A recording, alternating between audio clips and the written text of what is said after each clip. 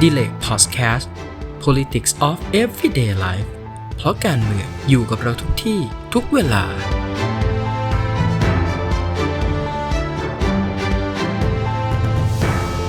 Hello and welcome everyone to our Direk Podcast Episode 37, a podcast from the Direk Research Center, Faculty of Political Science, Thammasat University. For this episode, you are with me, Chawin Chantalikit.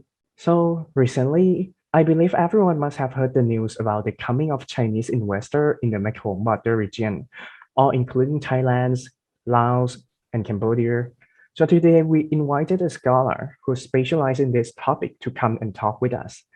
So please welcome Asst.Prof.Dr. Charlie Thame, Foreign Lecturer of Faculty of Political Science.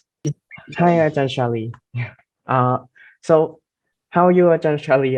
You are relaxing or yes, ready for the question? Yeah. Yes, ready for your questions. Okay, so I will start with the first question then. In the present, how do you conceive the overall economic activities in the Mekong regions, like including Thai, Laos, and Cambodia, especially in the Golden Triangle Economic Zone? Yeah. Okay. It sort of feels like things are returning to normal for us here in Bangkok. The university's open again. Classes are back in person rather than being online. There's kind of tourists are returning, etc. It kind of feels the sort of traffic in Bangkok is getting back to its sort of usual sort of crazy self. So it feels for many of us like things are returning to normal. But people in the Mekong and sort of across these countries that we're interested in, so Thailand, Laos, Cambodia, but also, of course, sort of Myanmar and Vietnam, people are still dealing with a lot of fallout from the pandemic and the lockdowns that were imposed to constrain the spread of the virus. So I think these long-lasting effects for a great number of people are sort of still being felt by many. So, for example, many farmers whose sort of crops and harvests were disrupted. Their livelihoods were disrupted by the pandemic. Lots of low-paid workers in export-oriented industries like garments or informal sectors like those working in tourism or entertainment, manufacturing, oftentimes sort of women and migrant workers.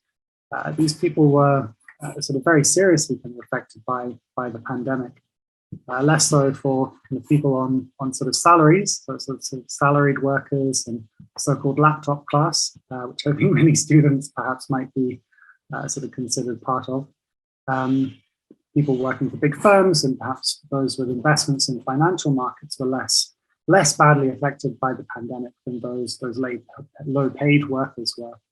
And of course, although it kind of feels like things are returning to normal, those sorts of structural inequalities that the societies across the region have been contending with for a long time, that were magnified by the pandemic, are still having an effect today.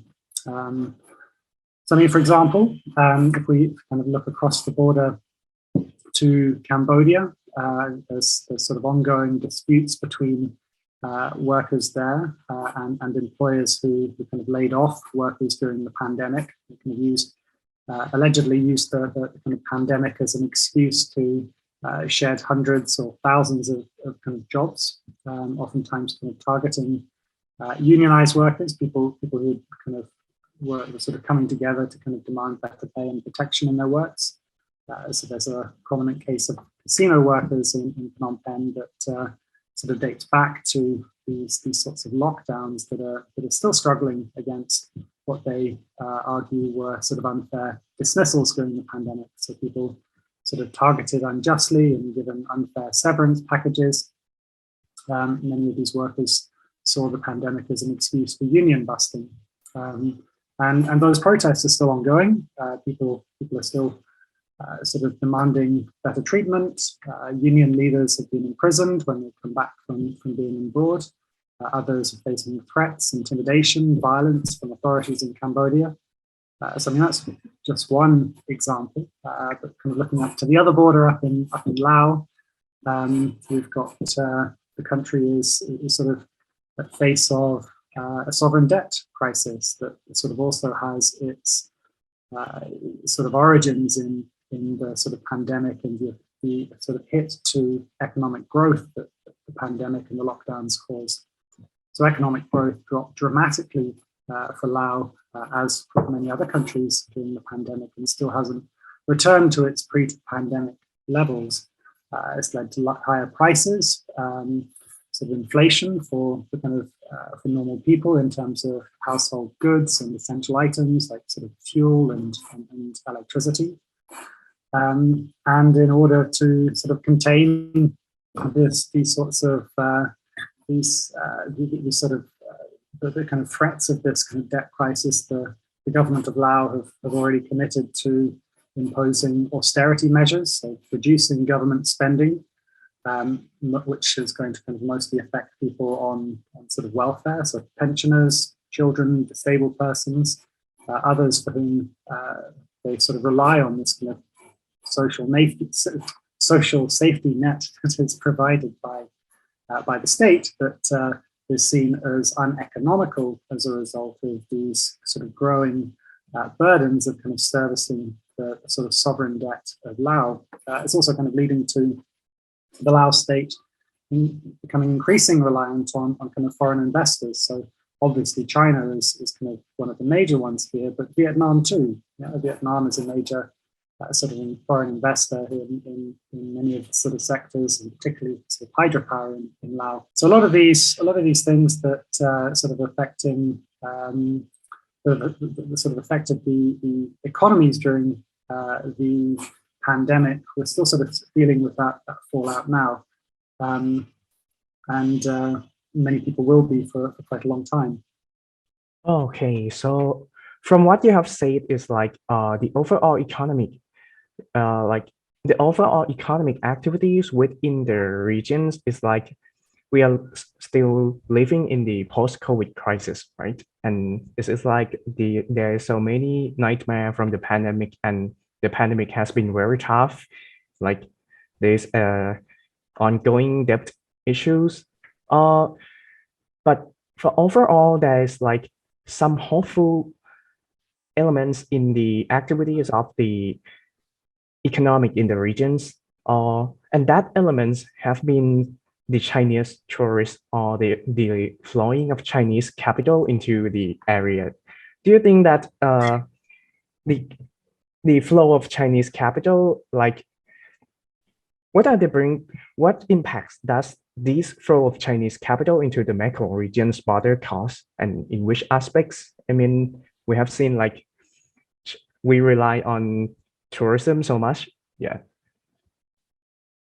Okay, so to kind of recap the point that I was making, I think that the main thing is that I think everyone just wants to sort of move on from the pandemic. We want to kind of forget that it ever happened, and we want things to return to normal. And for many people, it does feel like things are returning to normal. But if we sort of look behind the sort of appearance of this kind of return to normality, there are still these sort of tensions and kind of structural problems that pre-existed the pandemic, but were made much, much worse by the pandemic that we're kind of dealing with the fallout from. Turning to that issue of kind of Chinese capital and Chinese investment, I guess there's also this hope that that's all going to come flooding back as well. Or perhaps there's also a degree of kind of trepidation or sort of anxiety about what that might mean. I think it's worth kind of identifying what we're talking about first. So when it comes to Chinese investment in the Mekong, a lot of this is, historically at least, since in the sort of last sort of 10, 15 years or so, has been focused on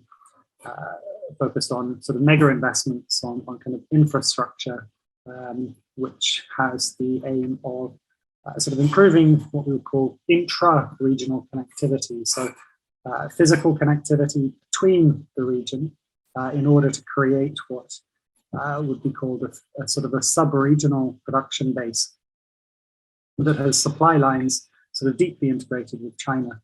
Now that is something that again predates Chinese investment. This is something that the Japanese have been leading through, say, the Asian Development Bank and the GMS program, sort of since the late 1980s, early 1990s, and it's something that the Chinese sort of piggybacked on and tried to sort of upgrade it, but also reorient it in a way that focused less on sort of east-west connectivity, but more on north-south connectivity that obviously China can benefit from to the extent, or to the same extent that perhaps the Japanese did from the 1990s and early 2000s.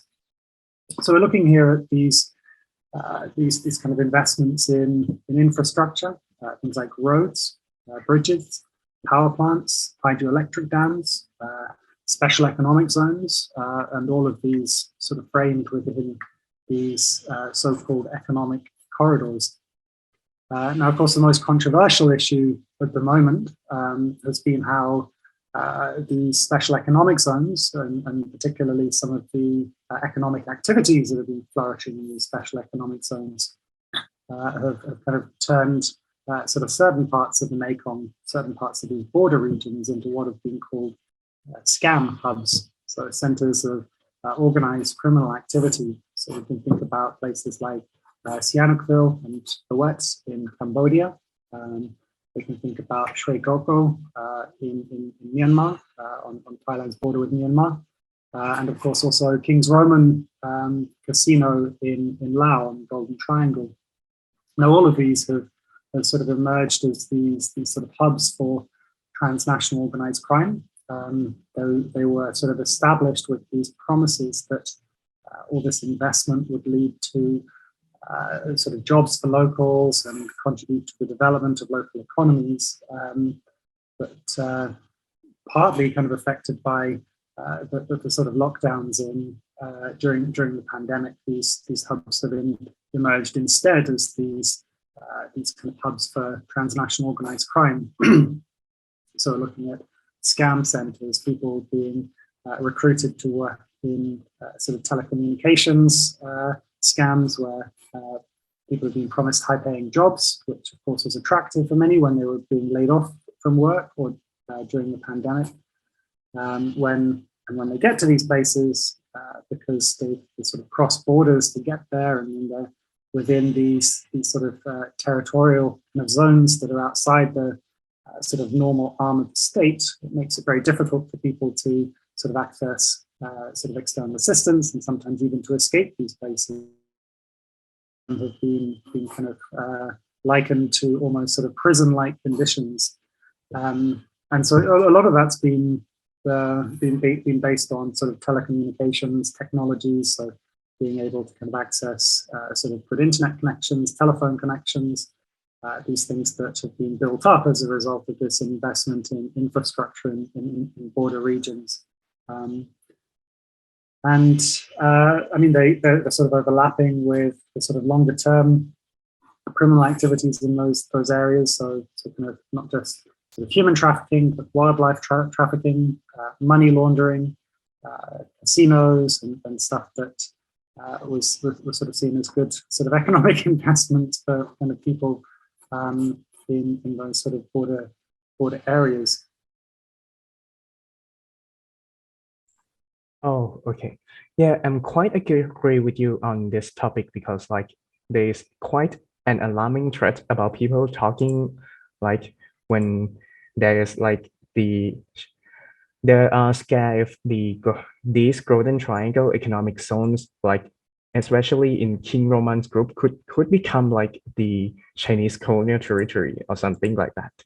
And but as you said earlier, it's like the Chinese, before the Chinese, there is also the Japanese who come into the GMS. Like, I want to ask specifically about this issue a little bit, right? Like, so currently there is like the focus on the coming of Chinese capital in the Mekong region. So how will this impact the overall like economic cooperation in the greater Mekong subregions specifically? Yeah.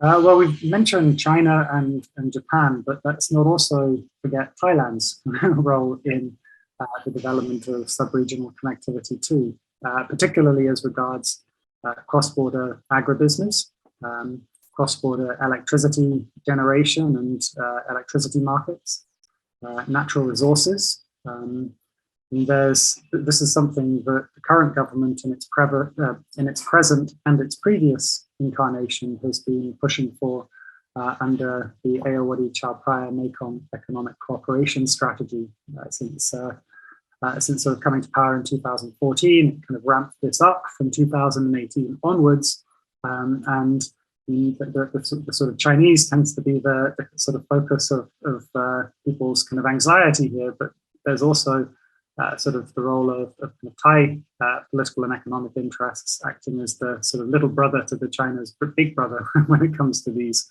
kind of initiatives.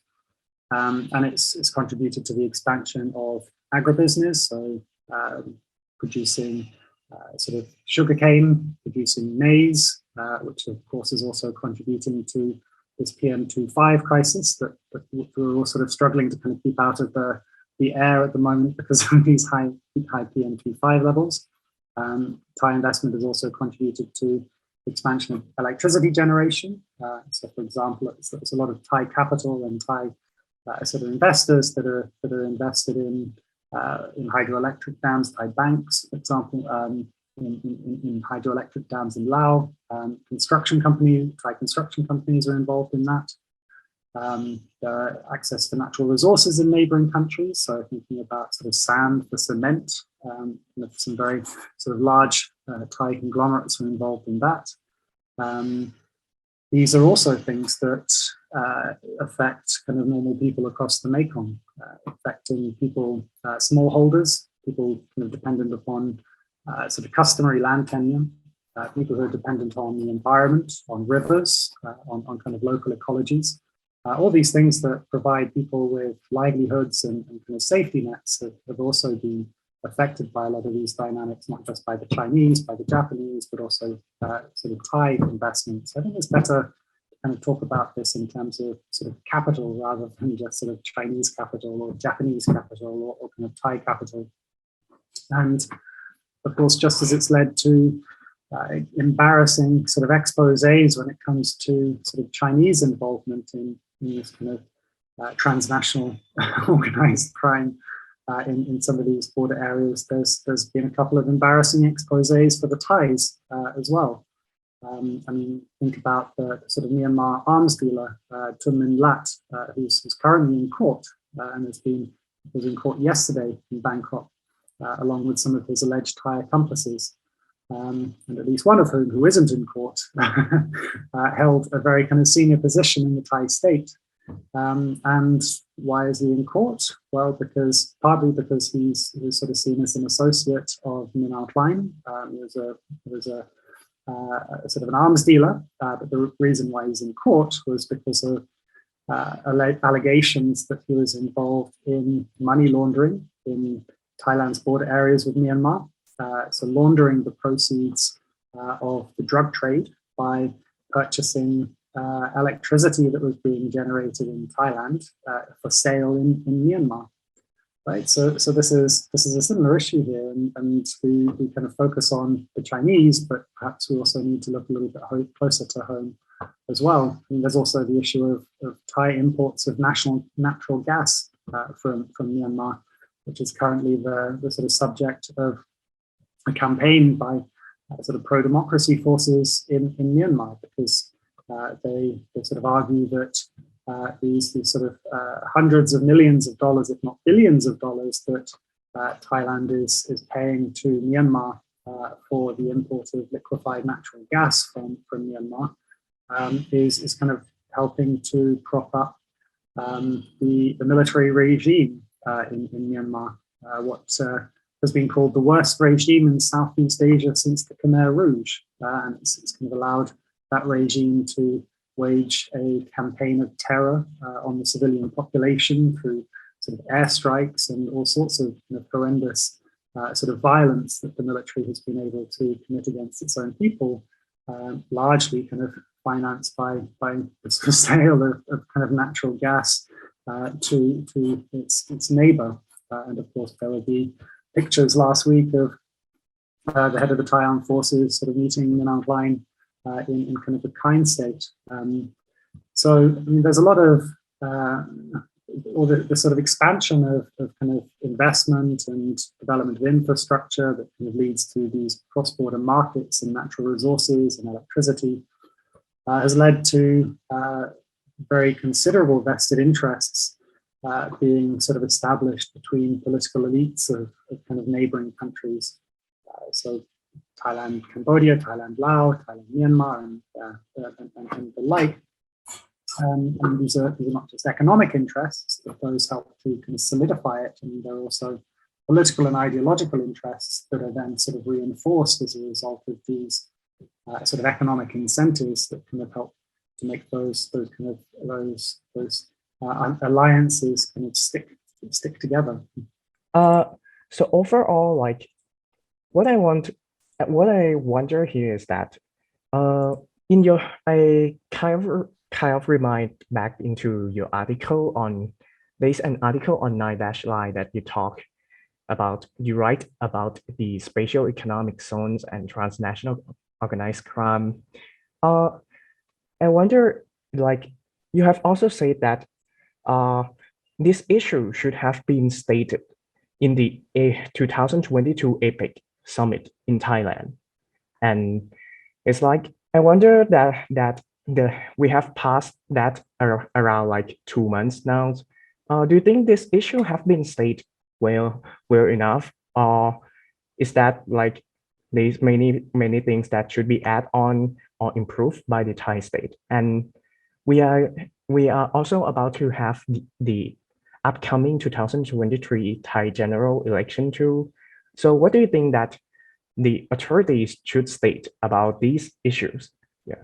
Okay, well, to kind of restate the point that I was making, I think what I was trying to sort of stress is that I think there's a danger of kind of sort of mistaking the target for criticism. I think when people kind of say Chinese investment, there's sort of questionable kind of overtones there, and that sort of lend themselves to this kind of sort of racism or sort of xenophobia and this kind of this degree of sort of kind of stereotyping against a particular source of capital, when I think the point that I'm trying to make is that it's not so much the fact that it's investment from China, it's about this kind of structural relationship between the power of kind of investors and kind of local people and local communities. And this is a structural issue. It's not a personalized thing. It's not about sort of agents of the Chinese state or the agents of kind of Chinese business. It's about the sort of the self-expansion of sort of capital into the region and the effect that this has on kind of host communities. And it's a structural thing because it's something that is kind of driven by this interplay between that capital, between host states, and the relationship between host states and the people within them. So it's a big these sorts of issues kind of reflect a much sort of bigger and broader problem with the sort of structure and the kind of the nature of states in the Mekong region and their relationship with their own people. So to give an example is when we kind of look much more sort of closely on this issue of what's the problem with these cross-border investments. What's the problem in sort of attracting investment in things like special economic zones and hydroelectric dams? I mean, surely we want investments, right? We want kind of investments that are going to create jobs for people that kind of contribute to better lives, better opportunities, give the opportunities of kind of children of sort of farmers and peasants, give them an opportunity to kind of have better lives than their parents did, to kind of have some upward social mobility, to kind of go to school, to go to university, to kind of get good jobs and to kind of live fulfilling lives. So I mean, people want investment. People want investment for development. But the problem is that when it comes to looking at a lot of these investments, is that they're not often assessed on the extent to which they're going to contribute to that sort of broad approach or broader understanding of the development and improvement of human lives. They're sort of assessed much more sort of narrowly in terms of whether or not they're going to be profitable, whether or not they're going to be profitable for the investors, people who are kind of putting in capital, whether they're going to be profitable for developers, whether they're going to be profitable for well-connected elites who are kind of supporting them. And then that is the sort of motive that sort of overrides all else, and you kind of leads to this sort of lack of proper scrutiny about whether investment is actually in the interests of kind of the people it's supposed to serve. Like people in Laos, people in Cambodia, people in Thailand, people in Myanmar. And when it comes to sort of local communities, what they often argue here is that the problem is that there's often not proper risk assessments. There's not independent mechanisms and kind of studies that are done to assess what is going to be the likely impact of these things, whether it's going to have an impact on the ecology, what's the impact on socioeconomic dynamics. They often lack accountability.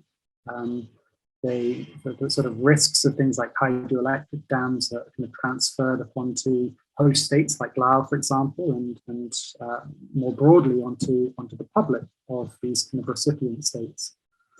I mean, this is especially the case with dams, but it's a common issue with all large-scale investments, and it goes all the way up, not just from, say, investing in a special economic zone in Laos, but it goes all the way up to the way that a lot of these treaties are at the sort of mega regional level are also designed. I mean, think of the recent controversy over signing of Asst, the kind of regional comprehensive economic partnership, and how that was kind of done very secretively, lacked meaningful participation of kind of people. Sort of farmers and other groups were kind of protesting against this, trying to raise awareness about it, but it gets pushed through because it's supposed to be good for the kind of economic growth, and there's going to be sort of key vested interests that benefit from it, despite the fact that many people will not, and many people will be disadvantaged of it.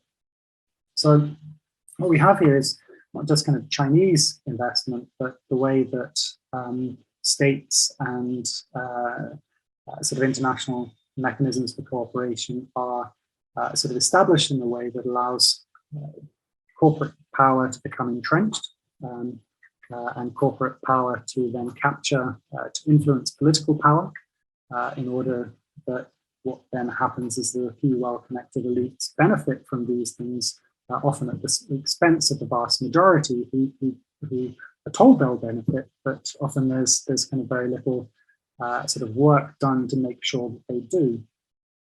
And the point that I'm making is that this kind of reflects sort of a much bigger problem, from all the way from thinking about whether a bridge should be built or a road should be built across a river.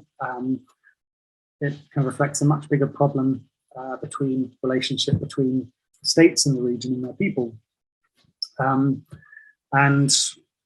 the problem here is that we might ask for things to be done a little bit better, or we might sort of expose when things are done wrong, but often that doesn't lead to sort of genuine structural change. That means that lasting sort of changes will sort of come about as a result of these kind of embarrassing exposés that kind of happen with increasing regularity. So I think that's the sort of challenge here in terms of trying to sort of develop this sort of understanding that the problem isn't simply how a particular road is built or how a particular special economic zone enables sort of nasty people to do bad things, but it's about trying to be able to take a step back from that and recognize these broader structural dynamics that are at play, because it's those broader structural dynamics that need to be addressed if there's going to be any way of sort of addressing that kind of solution.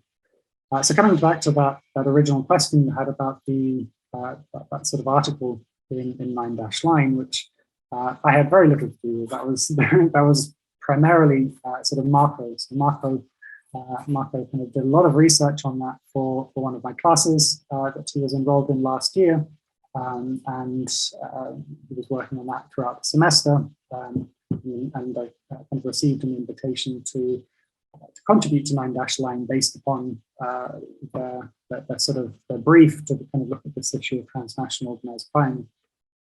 And I thought it'd be a good opportunity to Marco to sort of develop and to share his ideas. So I take very little responsibility for that paper. That was definitely much more sort of Marco than me. But the point we were making there was that the being able to kind of address these things is kind of quite sort of limited in terms of trying to sort of go and rescue sort of a handful of people from a particular zone. That's important, particularly for the people who are trapped in those places. But in order to kind of genuinely address those problems, much kind of deeper kind of structural change within these societies needs to make some progress. And there's kind of obviously sort of attempts to sort of implement some kind of structural change here in Thailand when it comes to a lot of youth protests and kind of students and sort of progressive parties that are trying to hold people accountable. But whether or not they're going to be able to sort of address those kind of very well entrenched established interests is kind of another. I think all you can do is kind of hope that they you can wish them the best and hope that they succeed.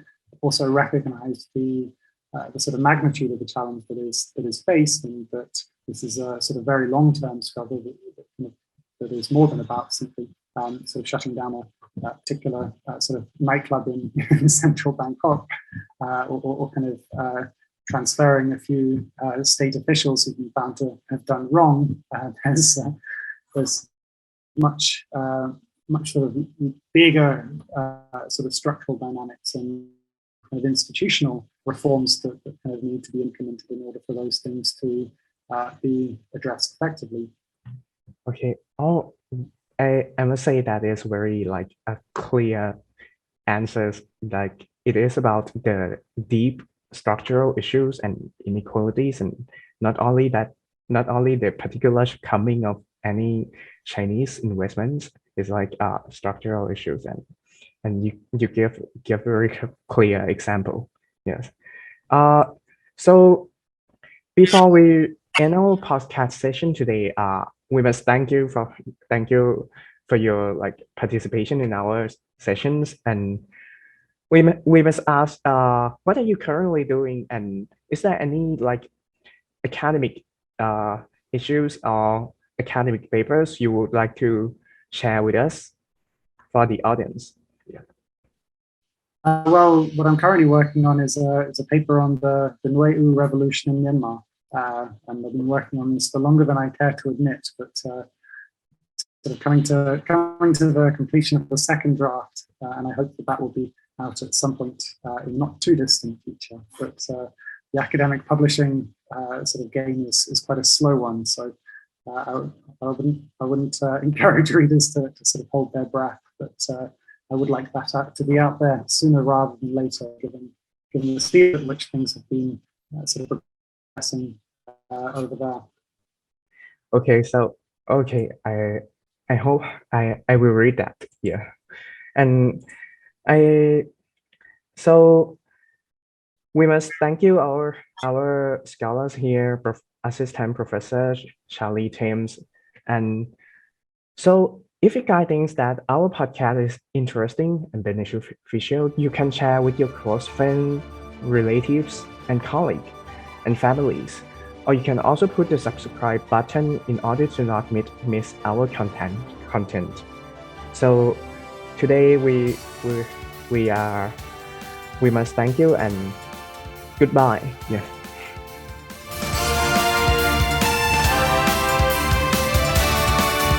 ท่านสามารถรับฟังเนื้อหาดีๆจากศูนย์วิจัยดิเรกชัยนามได้ทาง Direk Podcast ผ่านช่องทาง SoundCloud และ Spotify รวมทั้งยังสามารถติดตามความเคลื่อนไหวและสาระดีๆจากพวกเราได้ทาง Facebook ดิเรกชัยนาม Research Center